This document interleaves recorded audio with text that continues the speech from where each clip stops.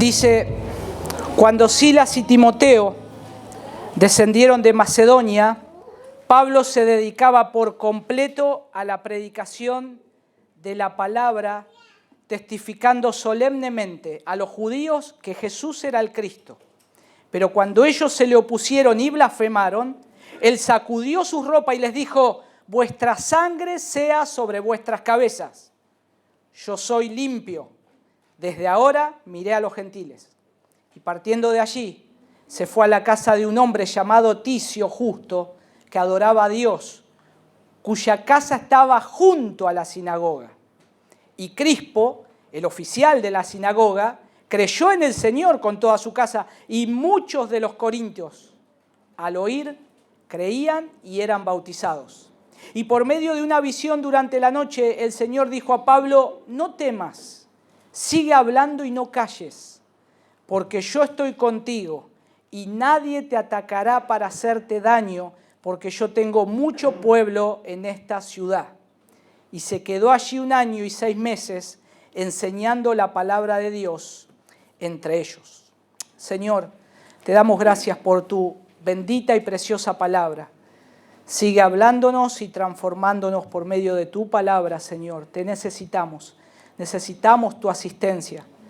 Te necesito, adulto, un anciano, un niño, que tu palabra, Señor, transforme y traspase los corazones, que quebrante, Señor, que consuma como un fuego. Gracias, Señor, por tu gran amor y gracias por tu salvación. En el nombre de tu Hijo Jesús. Amén y amén.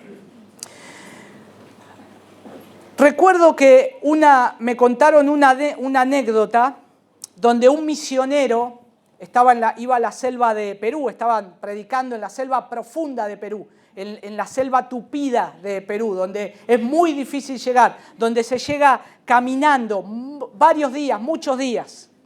Y estos 2 hombres iban con la intención de predicar la palabra de Dios, llegar a un lugar, a una tribu que le habían dicho que vivía en ese lugar y que posiblemente nunca tuvieron la palabra del Señor. Caminaron varios días. Cuando están a punto de llegar, emocionados, uno le dice al otro: hermano, ya llegamos, vamos a compartir la palabra con esta gente, que mirá todo lo que hicimos, todo lo que atravesamos, estuvimos noches y ahora ya estamos a punto de llegar. Cuando llegan al lugar, son recibidos bien, y ellos empiezan a entablar una amistad, un diálogo, y a su vez les dicen el propósito por el cual estaban ahí. Entonces, cuando sacan una Biblia para compartirle el Evangelio, una mujer, una anciana, se va corriendo y vuelve. Y cuando vuelve, trae una Biblia igual a la que ellos tenían. Y ellos se preguntaron y dijeron: ¿cómo llegó una Biblia acá? Y la mujer les dijo: ya hace tiempo que teníamos una Biblia y alguien las trajo, pero no se acordaba quién la había traído.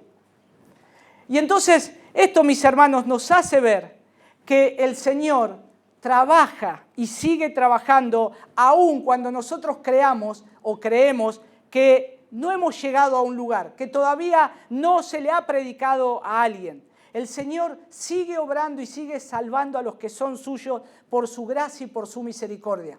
El Señor sigue trabajando, sigue haciendo que su Evangelio sea proclamado, y todavía nosotros tenemos que proclamar el Evangelio. Todavía nosotros tenemos que seguir predicando el Evangelio, tenemos que seguir compartiendo la palabra de Dios a muchos que todavía no han conocido verdaderamente a Cristo. Vivimos en un tiempo, en una sociedad donde se cree la gente que conoce a Dios, pero verdaderamente no lo conoce. Se han hecho un Dios a su propia imagen, a su propia semejanza, y es ese Dios que ellos mismos se crearon, que lo adoran y se postran ante esa imagen que no es el Dios de las Escrituras. Por lo tanto, nosotros tenemos que seguir proclamando la palabra del Señor, pero a su vez el Señor ya sabe cuáles son aquellos que Él ha llamado. El Señor ya tiene conocimiento de aquellos que desde la eternidad ha escogido para su propia gloria. Nosotros lo que tenemos que hacer es abrir nuestra boca y predicar el Evangelio en todo lugar. lo que tenemos que hacer es seguir proclamando las buenas nuevas de Cristo, el Evangelio de Cristo. Y siguiendo con este relato y continuando con el relato del libro de Hechos de los Apóstoles, vemos que acá Pablo está anunciando el Evangelio de Jesucristo. Pablo está anunciando el Evangelio de Jesucristo, ya él no está solo. ¿Se acuerdan que está con un matrimonio llamado Aquila y Priscila? Ellos eran del mismo oficio, ellos estaban en el negocio de hacer tiendas y Pablo sabía hacer tiendas, ese era su oficio, entonces se une a ellos para tener un sostén económico, pero a su vez con el propósito de seguir proclamando el Evangelio. Y lo que ellos están haciendo es proclamar el Evangelio de Cristo, aun cuando estaban ocupados en fabricar tiendas o carpas. ¿Y cómo continúa la obra de Dios en la iglesia de Corinto? Ahora, acá en Hechos capítulo 18, estamos entrando a ver lo que era esa iglesia de Corinto, que nosotros tenemos un panorama mucho más amplio en primera y en segunda de Corinto. Pero ahí ya la iglesia estaba establecida, pero había cosas que solucionar. Acá estamos entrando en el nacimiento de esta iglesia, en el nacimiento de esta iglesia bíblica, en la cual el apóstol Pablo comienza a predicar el Evangelio juntamente con estos hermanos. Y dice ahí, el versículo 5, como leíamos, que cuando Silas y Timoteo, ahora ingresan a escena Silas y Timoteo, dos hermanos en la fe que han sido conocidos. En Hechos, antes de este capítulo, hemos visto el ingreso de Silas y Timoteo, cómo Pablo comienza a instruir a este joven Timoteo para que lo ayude en la obra. Y a su vez también cómo Silas apoya el trabajo misionero de Pablo. Ahora nuevamente aparecen acá en escena. Está Silas y Timoteo. Dice que llegaron de Macedonia, toda la parte de Filipos, Tesalónica, Berea, todo ese sector. Ellos llegan de ahí y ahora lo van a ir a ver a Pablo. Y dice que ahí, cuando ellos llegaron de Macedonia, Pablo se dedicaba por completo a la predicación de la palabra, testificando solemnemente a los judíos que Jesús era el Cristo. Sus dos compañeros lo que hicieron fue traerles a él una ofrenda, traerles sustento, porque las iglesias de afuera sabían que el apóstol Pablo estaba en Corinto, estaba con un matrimonio, estaba trabajando para sostenerse y solamente podía compartir el Evangelio los días sábados en la sinagoga. Y seguramente, hermanos, no lo dice el texto, pero por la acción que tuvieron, juntaron ofrenda para poder sostener a Pablo para que trabaje a tiempo completo. Y ahora yo sé que esto es más un tema pastoral, es un tema del oficio pastoral. Yo les puedo decir, mis amados hermanos, que un pastor, siendo sostenido por una iglesia, ¿qué libertad tiene de poder trabajar para la obra de Dios? ¿Qué libertad tiene de poder decir los recursos que necesito para vivir, que necesita mi familia para vivir? Ahora lo puede dar la iglesia para que se dedique el pastor a trabajar a tiempo completo. Y es una gran bendición. Es una gran bendición porque está dedicado no solamente al estudio de las Escrituras, a la oración, sino a atender al rebaño, a la grey, que es del Señor. No es del pastor, es del príncipe de los pastores. Y eso es algo precioso. Y esto es algo que Pablo ahora tenía la posibilidad de hacer. Los hermanos de otras iglesias vieron esa posibilidad y seguramente dijeron, tienen la gran bendición de tener a Pablo allá. Vamos a mandarle una ofrenda para que él ya no trabaje más en hacer tiendas, sino que se dedique por completo a predicar la palabra de Dios. Y acá está el apóstol Pablo. Recibe esa ofrenda. Esto se ve un poco más ahí en 2 de Corintios capítulo 11, versículo 9. Si me acompañan ahí, es para ver el contexto de lo que estamos hablando. 2 de Corintios 11, 9.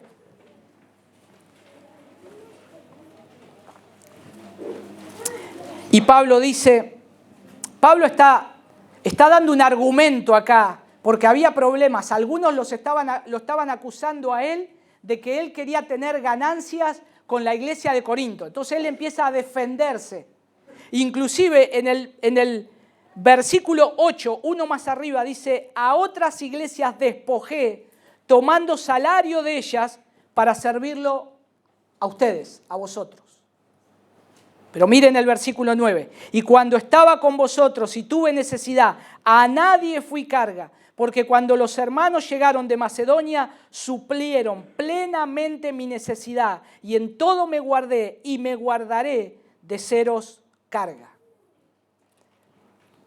El apóstol Pablo no era alguien que quería tener dinero de la iglesia. No era un mercenario espiritual, como hay muchos. El apóstol Pablo era un siervo del Señor. Él, si tenía que trabajar para servir a la iglesia con sus manos y tener su sustento, él lo iba a hacer. Y ahora tiene este gran regalo de otras iglesias que habían ofrendado para él. Estas iglesias que específicamente, inclusive de Filipos, le habían mandado dinero. Miren lo que dice Filipenses capítulo 4, por favor, hablando respecto a esto. Versículo 14 y 15. Sin embargo, habéis hecho bien en compartir conmigo en mi aflicción. Y vosotros mismos también sabéis, filipenses, que al comienzo de la predicación del Evangelio, después que partí de Macedonia, ninguna iglesia compartió conmigo en cuestión de dar y recibir, sino vosotros solos. O sea, la ayuda que ahora está teniendo Pablo para poder hacer esta tarea de dedicarse por completo a la predicación de la palabra de Dios había venido desde afuera.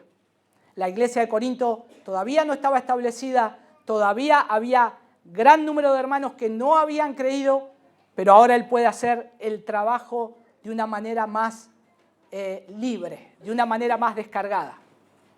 Y él se dedica a eso. No es que se va de viaje a algún lado y a pasar el tiempo de vacaciones ahora con este dinero. No, esto le sirvió para su sostén. El sostén era poder tener comida, poder tener el alimento, poder tener un lugar donde vivir, poder tener el abrigo, para todo eso. Y mis hermanos, después, más adelante, cuando la iglesia está establecida en Corinto, Pablo les recuerda que no tuvo esa necesidad de que ellos lo sostengan, sino que lo que les habían mandado a él le había sobrado para seguir predicando el Evangelio. Y ese es el corazón de una iglesia bíblica. Una iglesia que puede dar todo lo que tiene para que el Evangelio siga avanzando. Qué precioso es que nosotros lleguemos un tiempo que no solamente puedan sostener a un pastor acá, sino poder decir: hermanos, nos sobra tanto que podríamos sostener o enviar una ofrenda a otro pastor afuera de otra iglesia, en otros lugares. Hermanos, yo hablo con muchos pastores de toda la Argentina. Son muy pocos que están siendo sostenidos a tiempo completo. ¿Cuánto desean eso? Pero siguen trabajando, siguen predicando el Evangelio. Sus manos les sirven para sostener a su familia y siguen predicando cada domingo, siguen dando un discipulado cada semana. Porque el siervo del Señor no se mueve por el dinero, sino que se mueve por la gracia que recibió. Se mueve por amor a su Señor. Como dice Pablo, él mismo: yo gastaré todo, aún yo mismo me gastaré por amor a vosotros. Eso le dijo a él en la carta a los Corintios. Pero miren, ahora sí Pablo ya puede un poco más estar aliviado, se dedica por completo. Su trabajo era predicar cada día en la sinagoga, pero también de enseñar, de estar enseñando a los hermanos, tanto a judíos como a griegos. Y Lucas aclara acá lo que hacía. Miren, Lucas dice: testificando solemnemente. Solemnemente. La enseñanza del Evangelio siempre tiene que ser clara. El Evangelio siempre tiene que ser claro. La palabra de Dios tiene que ser expuesta con claridad. Y no solamente eso, sino que también tiene que ser aplicada con claridad para que nosotros podamos crecer y avanzar en la fe. Eso es lo que la palabra de Dios hace. Nosotros no predicamos historias nuestras. El pastor no está para predicar todo el tiempo chistes, ni tampoco sus propias experiencias, aunque a veces la puede poner con ahí para hacer comprender algo, pero eso no es todo. Lo que estamos para hacer es anunciar a Cristo. Anunciar a Cristo. Esta iglesia está acá, en esta ciudad, para anunciar a Cristo. Nosotros hemos sido salvados para anunciar a Cristo. Y ese es el propósito. Y eso es lo que Pablo estaba haciendo. Testificando solemnemente acerca de Cristo. A los judíos que Jesús era el Cristo. Pero noten acá. Hace el énfasis en los judíos. Pablo amaba al pueblo judío. Él siempre iba a buscar una sinagoga para predicar a los judíos. ¿Por qué? Porque los judíos podían conectar el mensaje del Antiguo Testamento que nosotros hoy tenemos con ese Mesías prometido de que este que le estoy predicando es el Cristo que ustedes están esperando, que nosotros estábamos esperando. Cuando el Señor hace esa obra y ellos conectan lo que dice la palabra de Dios, el Señor les abre el entendimiento y ven, sí, este es el Cristo que estábamos esperando, es el Mesías, es el Salvador. Ellos abrazan la salvación del Señor y ellos son salvados por la gracia del Señor. Él le habla a los judíos en Corinto sobre, también en una parte de su carta le habla cómo él tuvo ese encuentro con el Señor. Pero él está dedicado a conectar las profecías mesiánicas de las Escrituras para que sepan que Cristo es el Salvador. Y mis hermanos, miren ahí el versículo 6, porque no todo es color de rosa. Llegaron los recursos, Pablo está contento, sirviendo, libertad para predicar el Evangelio, ya tiene esa libertad, lo está haciendo, pero el versículo 6 empiezan los problemas. Pero cuando ellos, ¿quiénes son ellos? Los judíos. Se le opusieron y blasfemaron. Noten ahí, mis hermanos, que dice, en esta tensión, en este conflicto, hay un rechazo, porque dice que ellos se le opusieron. Se le opusieron.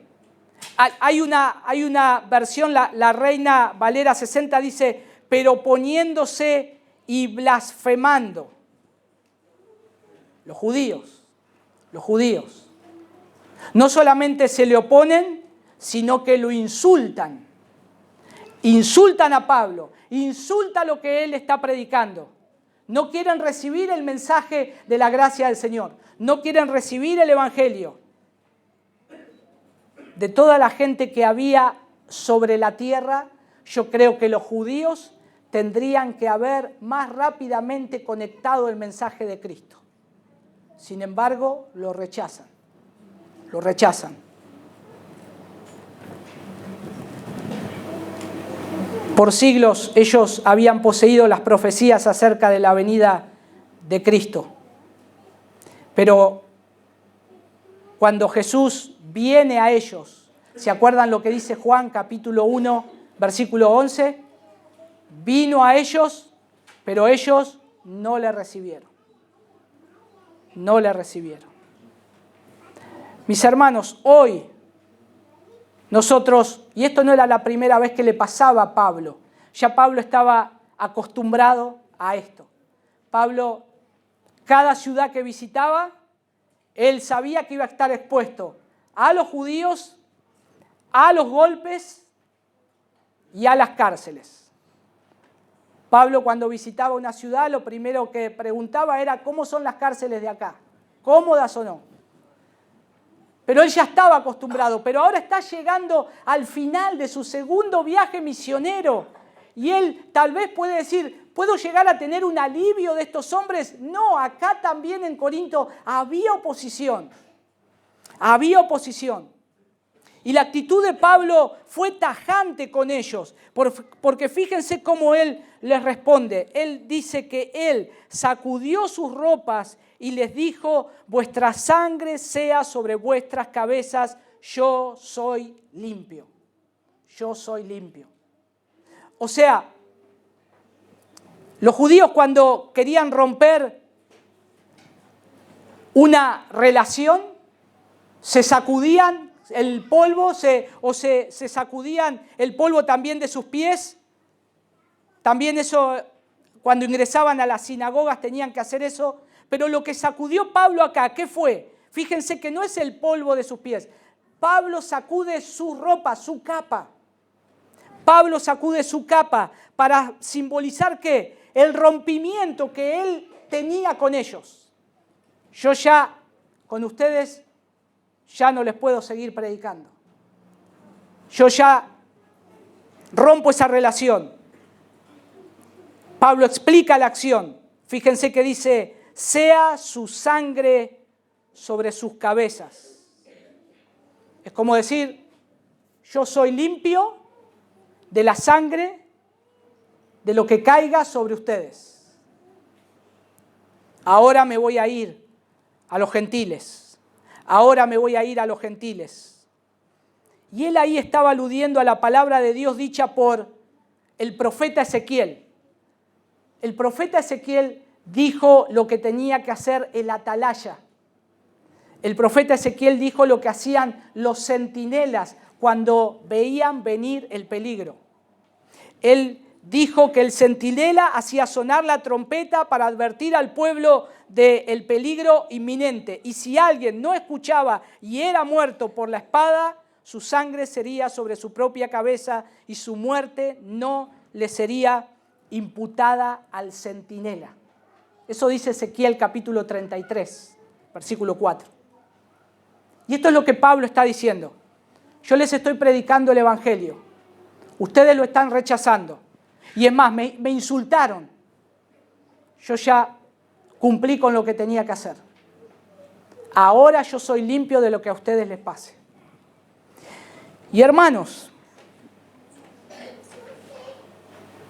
Pablo con esta declaración dijo que él había hecho su parte. Y por lo tanto los judíos tendrían que asumir la total responsabilidad por su rechazo a aceptar el Evangelio. O sea, lo que él está haciendo es, yo ya no soy culpable de ustedes. Yo no soy culpable de lo que a ustedes les pase. Lo que va a suceder va a ser por culpa de ustedes y el juicio de Dios va a venir sobre ustedes. Cuando nosotros estamos hablando el Evangelio, hoy sucede exactamente lo mismo.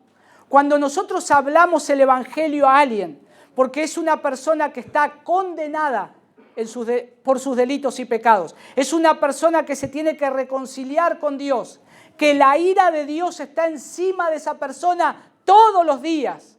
Nosotros predicamos el Evangelio para que huyan de esa ira. Pero predicamos una vez, predicamos otra vez, y el rechazo, y el rechazo, y el rechazo. Llega un momento que ya nosotros hemos hablado o hemos gritado como el centinela. Va a venir sobre tu vida el juicio de Dios. ¿Qué vas a hacer? Y ya no podemos hacer nada. Si hay un rechazo, si hay blasfemia, se niegan a escuchar el Evangelio de Cristo, ya somos libres de su sangre. Hemos hablado el Evangelio y hemos predicado. Nosotros somos llamados a predicar el Evangelio. Nosotros no somos llamados a convertir a la gente. No somos el Espíritu Santo. Solamente somos heraldos. Solamente somos profetas puestos acá para predicar y hablar la palabra profética más segura para que todos puedan alcanzar salvación. Nada más. Y es lo que Pablo estaba haciendo. Y ahora, Pablo dice, bueno, de ahora en más me voy a los que no son judíos para anunciar el Evangelio. Desde el primer viaje misionero ya Pablo sabía que esto iba a ser de esta manera. Él, desde que comienza su primera incursión misionera, que lo tenemos en nuestras Biblias en Hechos capítulo 13, versículo 45, ahí nos dice, ya comienza con la oposición. Ya ahí comienza que aquella vez fueron rechazados con otro hombre. ¿Con quién? Con Bernabé. Y esto iba a ser el itinerario de casi todos sus viajes. Tener el rechazo, tener la oposición.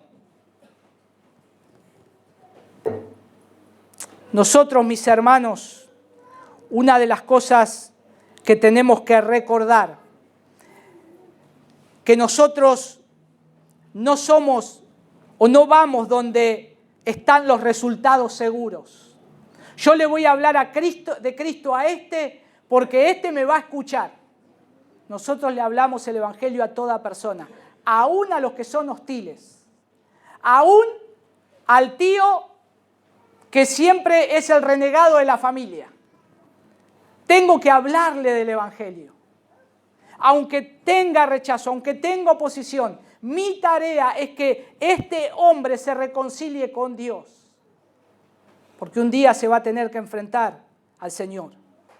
Nosotros vamos a todos lados predicando a Cristo a personas que son hostiles al Evangelio. Pero no todos son de la misma manera. No todos son de la misma manera. Miren el versículo 7. Y partiendo de allí, se fue a la casa de un hombre llamado Ticio Justo, que adoraba a Dios, cuya casa estaba junto a la sinagoga.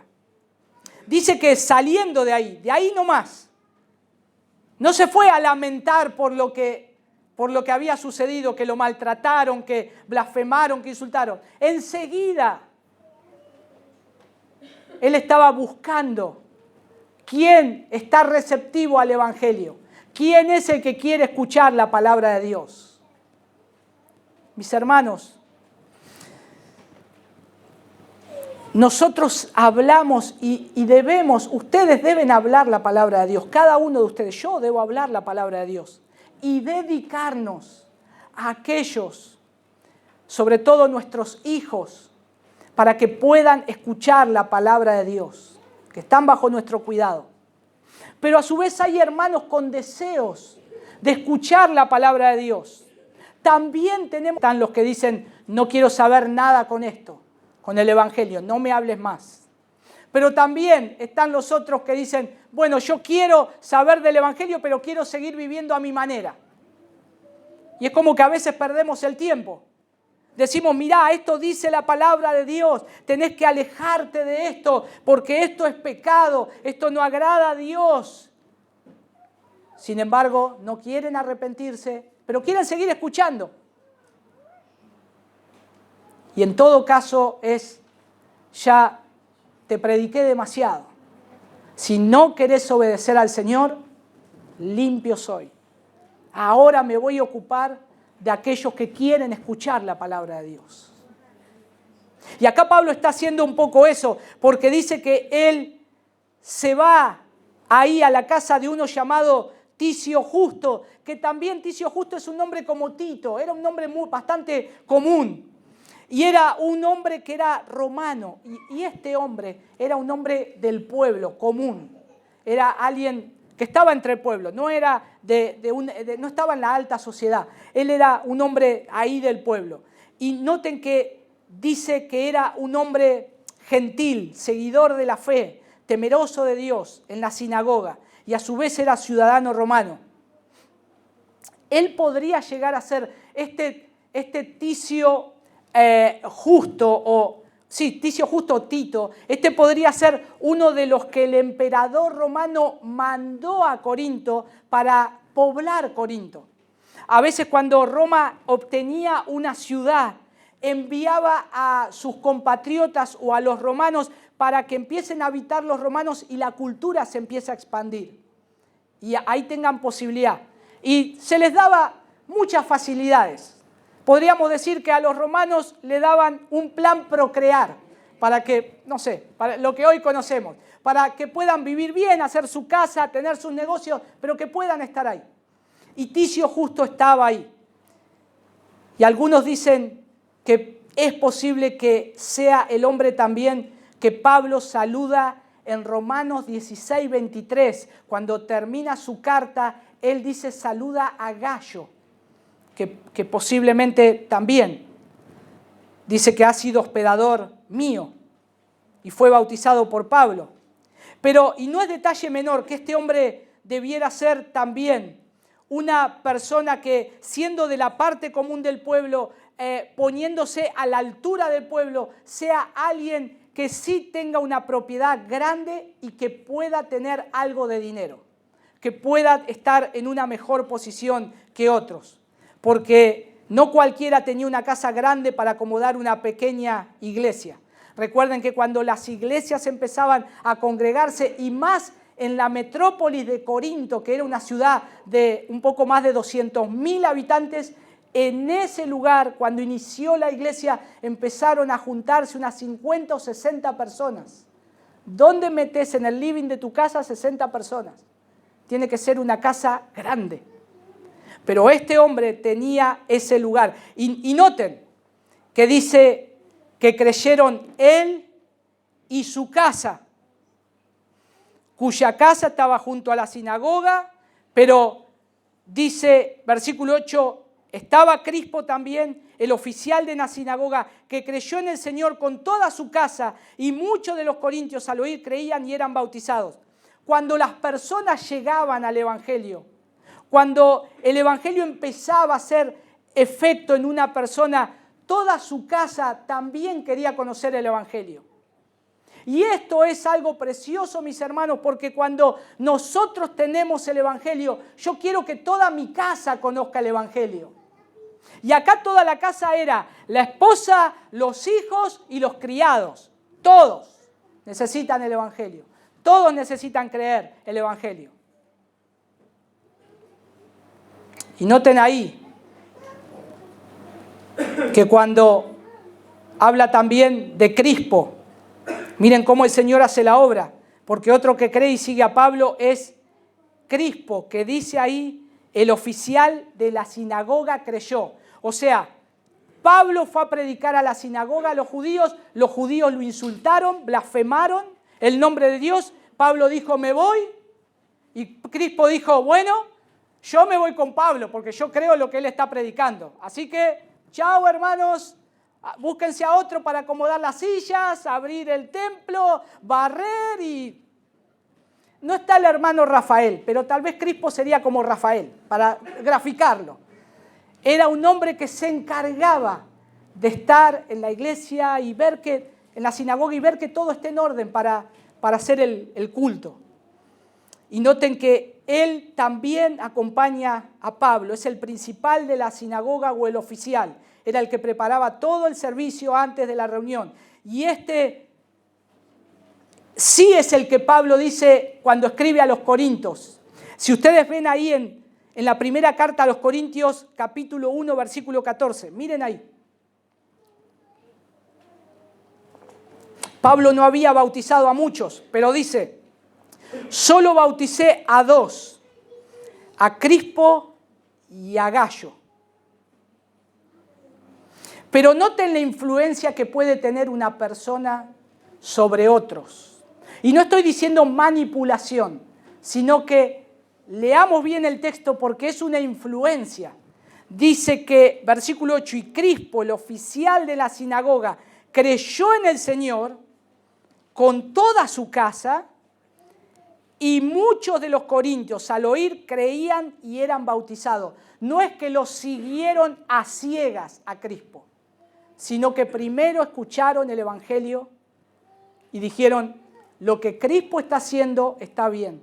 Está siguiendo el Evangelio de Cristo, yo quiero hacer lo mismo. Yo quiero seguir a Cristo.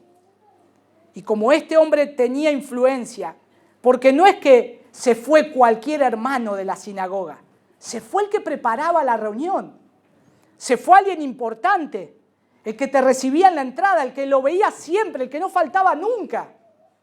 Él se fue. ¿Por qué se fue? Por Cristo. Y ahí nosotros, hermanos, vemos que las ovejas del Señor oyen la voz del pastor y siguen al pastor, siguen a Cristo. Nosotros no seguimos a hombres, seguimos a Cristo.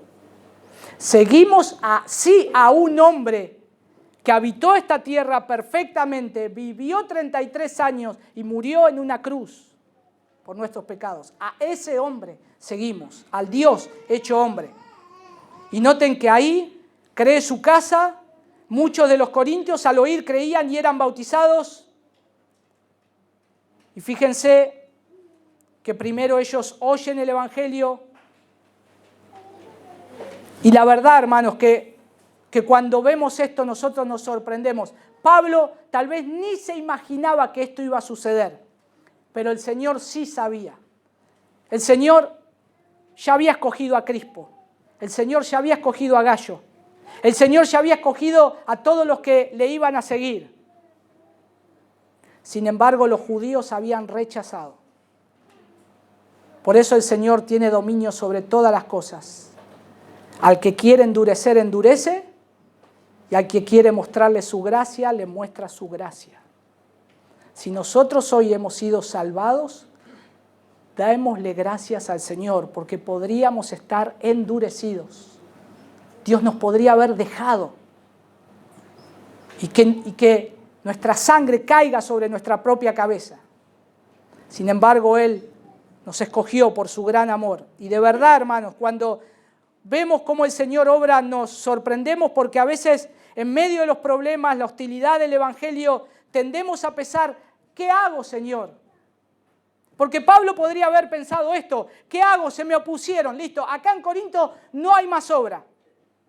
Me voy a otro lado, acá son todos unos paganos, son todos unas personas que no quieren a Cristo, me voy a otro lado. Él siguió anunciando el Evangelio, porque había otros que sí estaban creyendo. Y Pablo, recordemos que Pablo está llegando casi al final de su segundo viaje misionero y comienzo del tercero y final del viaje a Roma, pero la oposición por parte de los judíos se hacía cada vez más fuerte. Y ahora entramos en los últimos 3 versículos, que nos deja ver un poco cómo Pablo estaba llegando a su segundo viaje misionero. Miren versículo 9. Y por medio de una visión, durante la noche el Señor dijo a Pablo, no temas, sigue hablando y no calles. ¿Por qué el Señor le dice esto? ¿Por qué tenía que tener temor Pablo? Si había sido un golpe para los judíos. Se fue el oficial de la sinagoga, muchos creyeron. La casa de Ticio se estaba llenando de creyentes, estaban siendo bautizados. Es todo un éxito. El Señor podría haberle dicho, seguí adelante, Pablo, porque esto es un exitazo. Sin embargo, le dice, no temas. ¿Y por qué le tiene que decir a Pablo, no temas? Mis hermanos, Pablo en ese final de su segundo viaje misionero tendría entre 55 y 60 años. Y Pablo ya estaba cansado. Seguramente Pablo ya estaba sufriendo un poco el agotamiento de las oposiciones, de los golpes, de las cárceles. Pablo era un hombre con debilidades como nosotros. ¿Cuántas veces nosotros nos desanimamos cuando vemos oposición? Y ya como que no queremos seguir. A Pablo le estaba pasando eso. Por eso el Señor lo tiene que alentar. Por eso lo tiene que animar. Porque la oposición de parte de los judíos se hacía cada vez más fuerte y el desánimo y el temor llegaron a ser casi los compañeros del apóstol Pablo. En todas sus cartas él habla de su debilidad, de su desánimo, de su temor. Sin embargo, se recuerda la gracia del Señor siempre. Se recuerda cómo el Señor lo ha animado.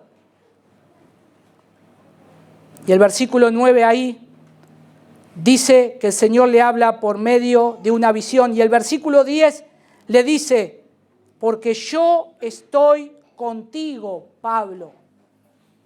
Nadie te atacará para hacerte daño, porque yo tengo mucho pueblo en esta ciudad. ¿Saben cómo nos damos cuenta que Pablo estaba desanimado? Porque nos lo deja ver en la carta que él le escribe a los Corintios. Miren ahí en Corintios capítulo 2, versículo 3, cómo Pablo le dice que él estuvo entre ellos. Dice, yo estuve con ustedes en un estado de debilidad, temor y mucho temblor. El libro de los Hechos, desde que Pablo comienza, registra 9 persecuciones de parte de los judíos. 9 registradas en Hechos. Y las persecuciones no eran, me mandó un mensajito de WhatsApp diciendo que no me quiere, que no me va a escuchar.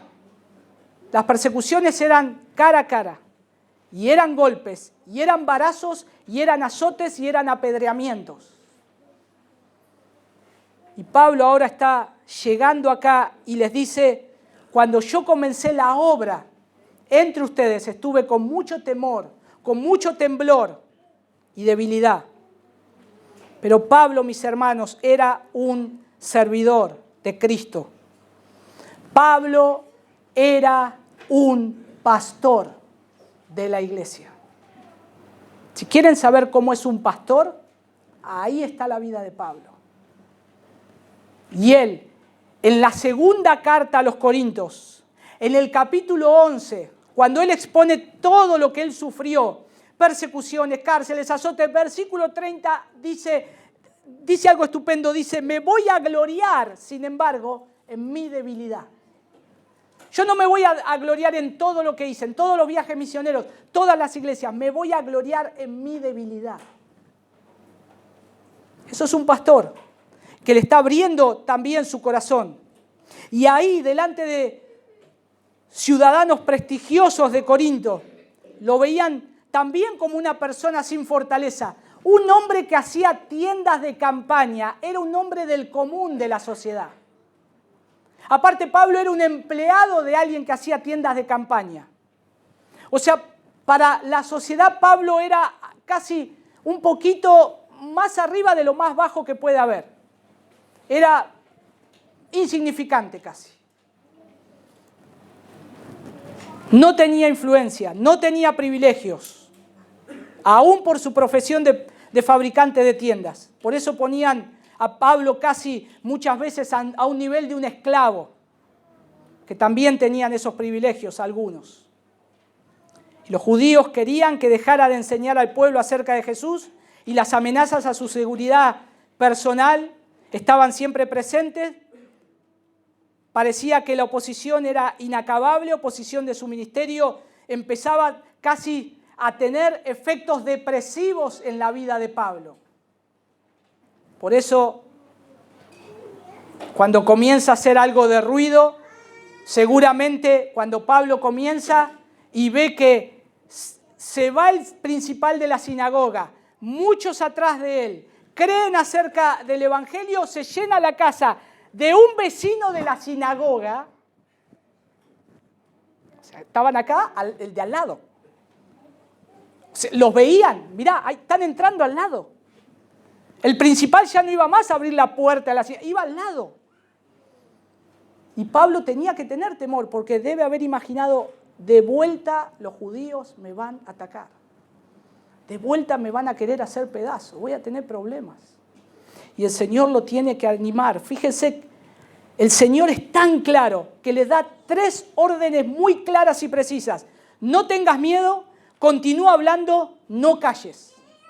Precioso, precioso lo que Dios le dice. Porque le está diciendo, no calles. Son 2 órdenes negativas. No calles, pero en el medio hay una positiva. Sigue hablando, seguí hablando. No te vengas abajo, seguí hablando, Pablo, seguí hablando. Directamente el Señor casi que le prohíbe estar callado. Te prohíbo que te calles. No tengas temor. Versículo 10. Porque yo estoy contigo. ¿Les recuerda algo ese porque yo estoy contigo? Cuando Jesús está con los discípulos y les dice, me seréis testigos en Jerusalén, en Judea y en Samaria y hasta lo último de la tierra, y he aquí, yo estoy con ustedes. ¿Cuándo? Todos los días. ¿Hasta cuándo? Hasta el fin del mundo. ¿Qué más? Una promesa que tenés que dormir como un bebé. Pero Pablo estaba inquieto. Y el Señor le dice, yo estoy contigo, yo voy a estar con vos. Y ahora esta promesa cambia toda la perspectiva del apóstol, porque fíjense que el Señor les es específico y le dice, nadie te va a atacar para hacerte daño. Mientras estés acá en Corinto, mientras estás haciendo esta obra, nadie te va a tocar. Yo estoy reteniendo toda la maldad de esta gente, yo la estoy controlando. Nadie te va a tocar. Y miren ahí, hermanos, dice, porque yo tengo mucho pueblo en esta ciudad. O sea, no mucho pueblo que, Pablo, si a vos te tocan un pelo, van a decir, ¿qué te pasa? ¿Qué te pasa con Pablo? ¿Qué te pasa? Vení. No patoteros espirituales, sindicalistas, no. El Señor le dice, tengo mucho pueblo porque todavía hay mucha gente que va a creer, que va a ser salvada. Hay pueblo que yo estoy salvando. Y van a ser salvados o salvos por la predicación del Evangelio por medio de tu boca, Pablo. Así que no calles, habla, no tengas temor. No tengas temor. Más adelante se va a ver el fruto. Dios llama a judíos y a gentiles ser su propio pueblo. Ahí cuando levanta a la iglesia en Corinto. Y miren versículo 11, la respuesta. ¿Se quedó cuánto? 1 año y 6 meses enseñando la palabra de Dios entre ellos. Él no fue desobediente a lo que el Señor le dijo.